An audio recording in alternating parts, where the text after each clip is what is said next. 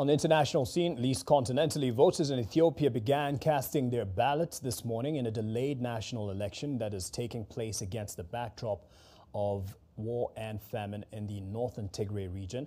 Questions over the poll's credibility also began to surface in what is a first electoral test for Prime Minister Abiy Ahmed, who rose to power in 2018.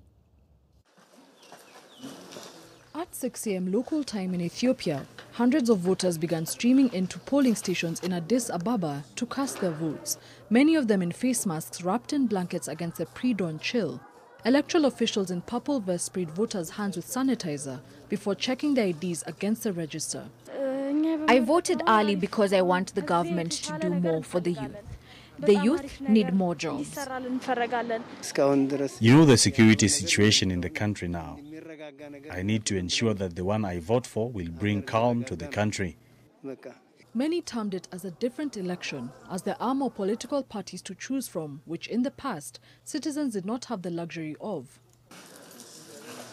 Berhanu Nega is the leading opposition candidate in the country's parliamentary election, going against Prime Minister Abiy Ahmed, who came into power after he was voted in by the Ethiopian parliament in 2018 on the backdrop of protests for reforms. This therefore makes it the first electoral test for 44-year-old Ahmed.